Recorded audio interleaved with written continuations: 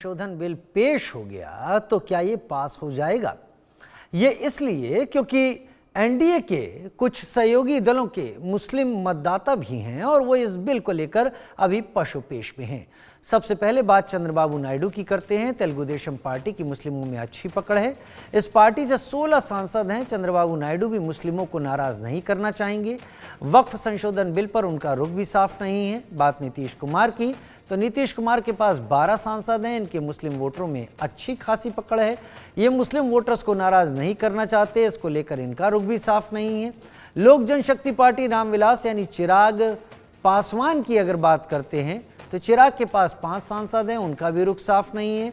इसी तरह जयंत चौधरी के पास 2 सांसद हैं, लेकिन वक्फ संशोधन बिल पर इनका भी रुख साफ नहीं है। तो वक्फ बिल पर किस किस का रुख साफ नहीं है वो आप देख रहे हैं इस वक्त ग्राफिक्स के जरिए हमारे टीवी स्क्रीन पर।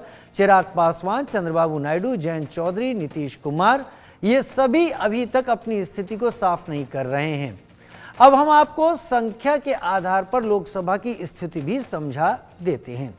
वक्फ संशोधन बिल पास होगा तो इसके 4 किरदार हैं, नायडू, नीतीश, जयंत और चिराग पासवान। ये अहम साबित होंगे। चंद्रबाबू के पास 16 सांसद हैं, नीतीश के पास 12 सांसद हैं, चिराग पासवान के पास 5 सांसद हैं, जयंत चौधरी के पास 2 सांसद हैं। कुल संख्या 35 होती है। अभी एनडीए के पास 294 सदस्यों के साथ बहुमत है। वक्फ संशोधन बिल पर अगर चारों दल सरकार का सपोर्ट नहीं करेंगे तो सरकार के पास सदस्यों की संख्या 259 हो जाएगी, जबकि बिल पास कराने के लिए 272 का आंकड़ा चाहिए। ऐसे में वक्फ संशोधन बिल पास होने के बदले लोकसभा में ही लटक सकता है। तो आप इनको देखिए, यहां पर समझिए किसके पास कितने सांसद हैं। 16 नायडू के पास, 12 नीतीश के पास, 5 चिराग के पास, 2 जयंत के पास, जो होते हैं 35 होते हैं। अगर इन्होंने अपना समर्थन नहीं दिया तो ये 259 की संख्या होती है, जो कि लोकसभा में ही सरकार की कोशिशों को पलीता लगा सकती है। लेकिन ये भी देखना होगा कि ये लोग किन परिस्थितियों में समर्थन नहीं देंगे। चिराग पासवान लंबे समय तक एक तरीके से हाशिए पर रहे, लेकिन बीजेपी नेतृत्व के नजदीक बने रहे और उसी के चलते उनके चाचा को किनारे का रास्ता दिखाकर चिराग पासवान को अपने साथ बीजेपी ने जोड़ा, जो अब 5 सांसदों के साथ रामविलास पासवान की ये लोक जनशक्ति पार्टी उनके पास इस वक्त है। वहीं जयंत चौधरी जो कि अजीत सिंह के बेटे हैं, वो भी एक तरीके से हाशिए पर थे और इस बार चुनाव में वो भी साथ रहे थे। 2 सांसद उनके पास हैं। अभी वो कुछ खोलकर नहीं कह रहे हैं, लेकिन कहेंगे क्या ये पता नहीं। चंद्रबाबू नायडू 16 सांसदों के साथ हैं। चंद्रबाबू नायडू अपनी स्थिति कई बार साफ करते दिखते रहे हैं। चंद्रबाबू का रुख भी काफी कुछ तय करेगा। नीतीश कुमार 12 सांसदों के साथ है, लेकिन नीतीश कुमार पिछले कई वक्त से ये बात साफ कर चुके हैं कि इस बार जिसके साथ हम हैं, हम हर तरीके से अब उसके साथ ही रहेंगे। विचारधारा में हम उनके साथ हैं, सोच में हम उनके साथ हैं।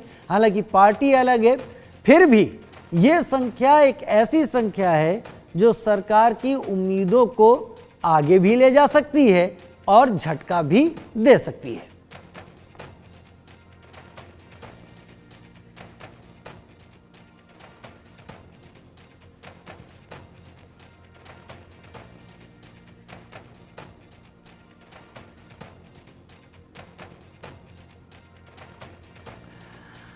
उधर उत्तर प्रदेश के बिजनौर की बात करते हैं। वक्फ बोर्ड संशोधन विधेयक बिल के विरोध में मुस्लिम समाज के लोगों ने शुक्रवार को अलविदा की जुमे की नमाज के दौरान काली पट्टी बांधकर नमाज पढ़ी। तस्वीरें हरगांव चांदन गांव की हैं, जहां पर all India Muslim personal law board के कहने के मुताबिक इन लोगों ने अलविदा की नमाज काली पट्टी बांधकर पढ़ी, जिसमें वक्फ बिल के विरोध की बात कहते हुए काली पट्टी बांधने को कहा गया था।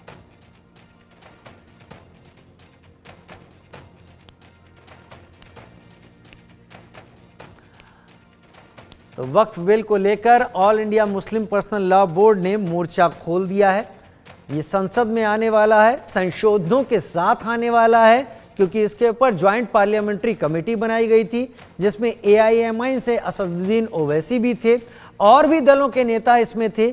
और फिर विचार विमर्श के बाद, कई बैठकों के बाद संशोधनों के साथ वक्फ संशोधन बिल को अब लोकसभा में पेश किए जाने की तैयारी है। लेकिन उससे पहले all India Muslim personal law board ने इसे अपनी नाक का सवाल बना लिया और मुसलमानों से अपील कर डाली कि अलविदा की नमाज पढ़ें लेकिन काली पट्टी बांधकर, क्योंकि वक्फ बिल पर सरकार संशोधन बिल लाने वाली है। हालांकि यहां पर AIMPLB या all India Muslim personal law board मुस्लिम समाज को यह नहीं बताता कि इस वक्फ बिल के ऊपर ऐतराज 10,000 से ज्यादा मुस्लिमों का भी सरकार के पास पहुंचा है, जिस पे उन्होंने सवाल उठाए हैं और उसको देखते हुए इस पर चर्चा काफी लंबे समय तक चलती रही थी।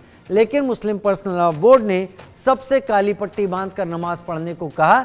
इसमें कई लोग काली पट्टी बांध के भी दिखाई पड़ रहे हैं, कुछ बिना काली पट्टी बांधे हुए भी यहां पर नमाज पढ़ने के लिए पहुंचे।